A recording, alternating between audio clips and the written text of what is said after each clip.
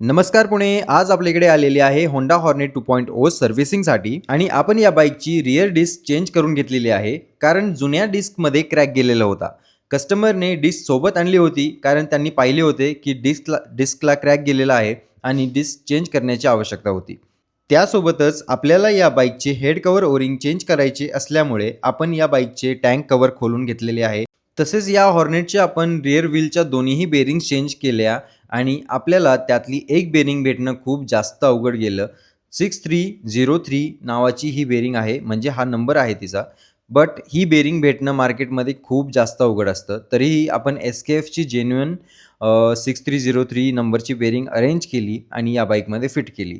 तर वेळेला ग्रीस झाल्याने या बेरिंग्स डॅमेजही होत नाहीत आणि एक बेरिंग आपल्याला ₹415 पडलेली आहे आणि असे एक्सपेन्सेस वाचवण्यासाठी वेळेला बेरिंगला ग्रीस करणं आवश्यक असते.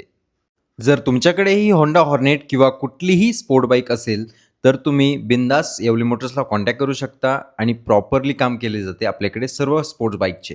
येवले मोटर्स वाघोली एकदा नक्की व्हिजिट करा.